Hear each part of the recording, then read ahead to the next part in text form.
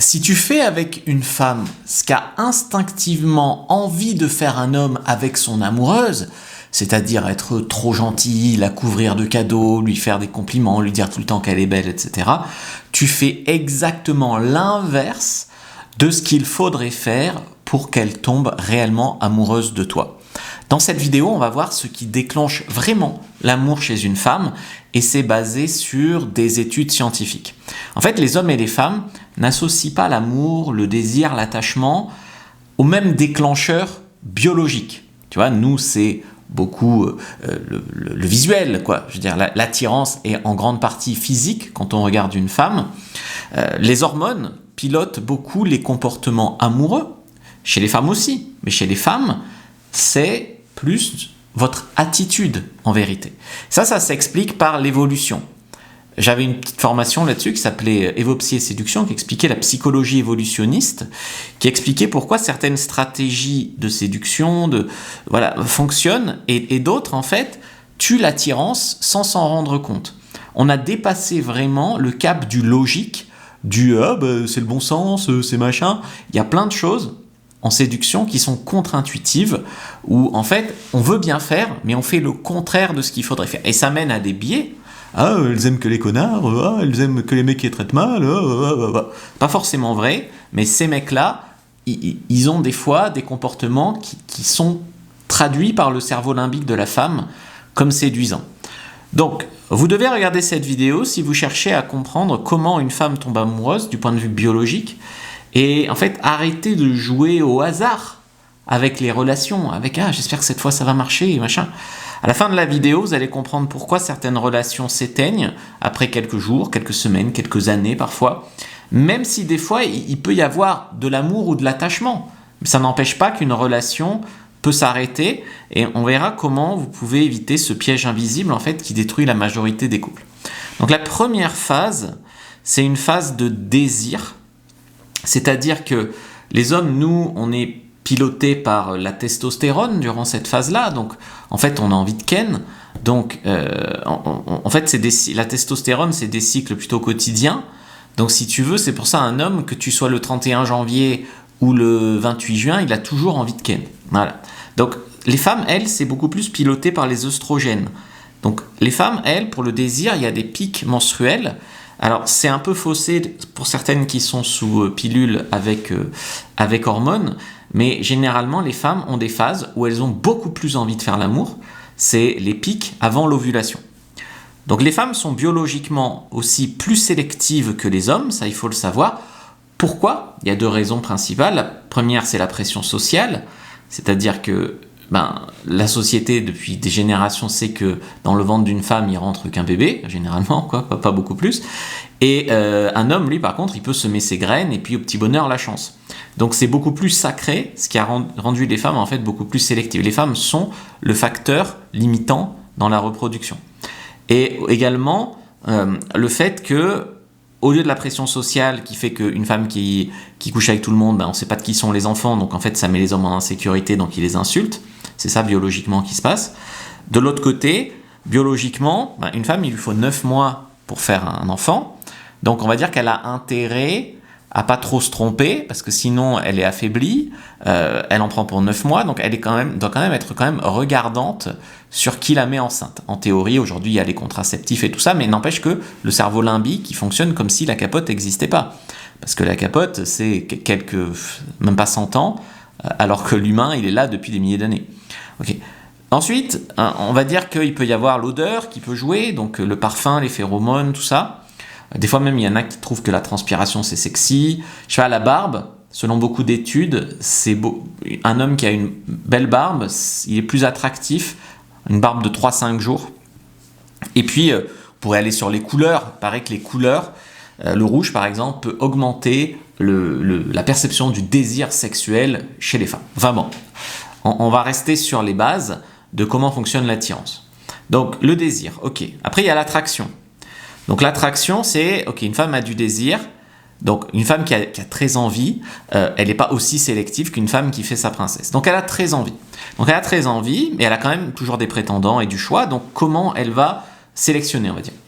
Donc c'est moins lié au physique, Nous, en fait, on sélectionne les femmes sur leur valeur de reproduction, hein, intuitivement, quoi, c'est-à-dire est-ce qu'elle est bien foutue. Et les femmes, elles, vont sélectionner un homme sur est-ce qu'il est sexy. Sexy, c'est beaucoup plus du comportement. Après, tu vois, les femmes vont rationaliser. Il est sexy, il a de beaux yeux, ou il est sexy, il est grand, ou il est sexy, voilà. Mais ce qui est vraiment important, c'est de déclencher l'attraction, en grande partie par son comportement. On va dire à 80% et 20% pour le physique chez l'homme. Les femmes, elles valorisent aussi donc l'émotionnel, le temps de qualité ensemble, le fait de se sentir à l'aise, en sécurité, voilà. Et puis, qu'il n'y ait pas trop d'expériences négatives. C'est-à-dire qu'une femme, elle a très peur de tomber sur un mec chelou. Donc ce qu'il faut, c'est rassurer aussi sur sa normalité, parce que tu sais que le cerveau retient les trucs négatifs 3 à 5 fois plus que les trucs positifs.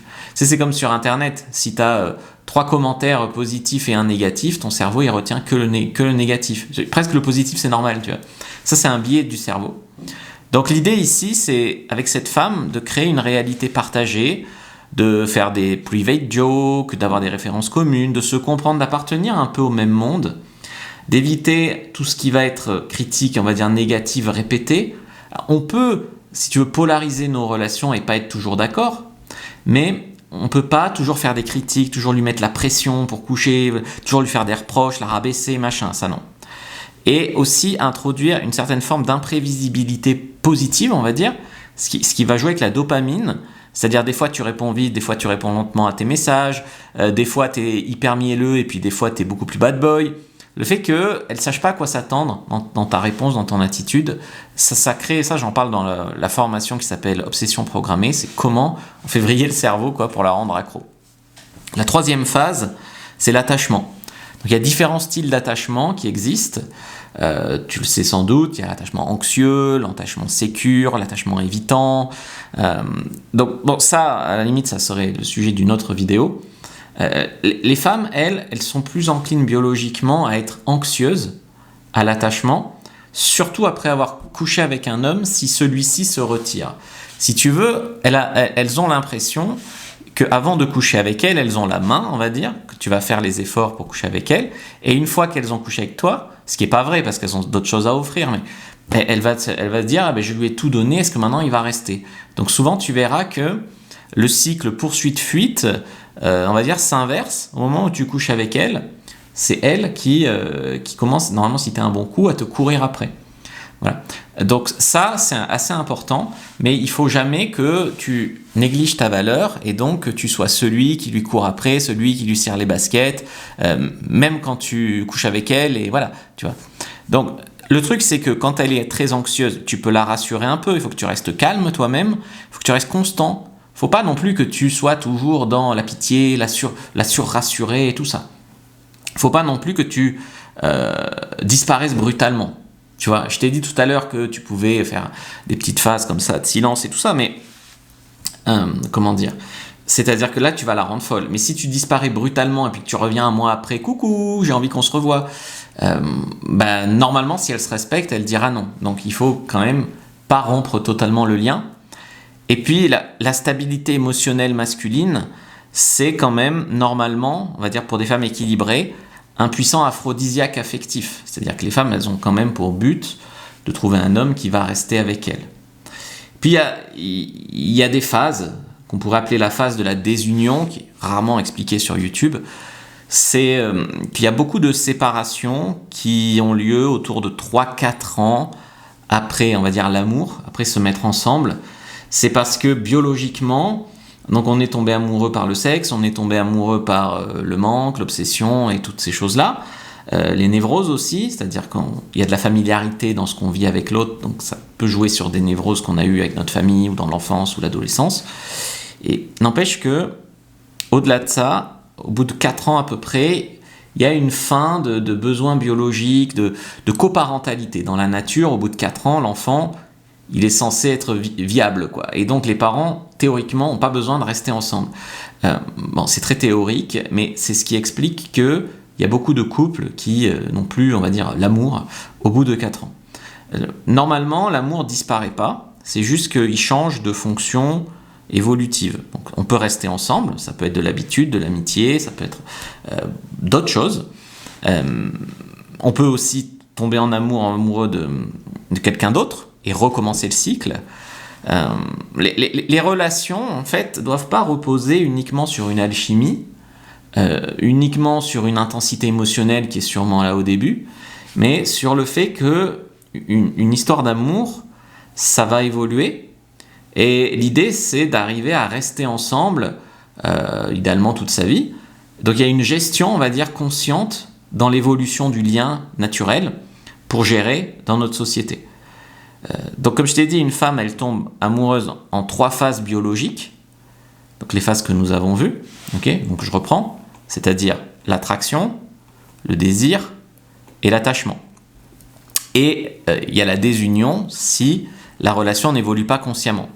Donc là, il faut vraiment comprendre ces mécanismes pour arrêter de saboter ce que tu crois bien faire en lui léchant les baskets, ou en étant trop dans ton confort en couple, ou en étant plus désiré ailleurs, ou voilà, toutes ces choses-là, quoi. Donc ça, il y a un guide aussi que j'ai fait qui s'appelle Le Guide du couple heureux, qui te permettra de garder ta nana et être heureux. Je t'ai fait une fiche sur comment rendre une femme amoureuse, première inscription de la vidéo, lien en commentaire épinglé, lien dans la bio sur les autres réseaux sociaux. Regarde une autre vidéo avant de partir, prends ta fiche en lien, en bio, en commentaire épinglé, vas-y.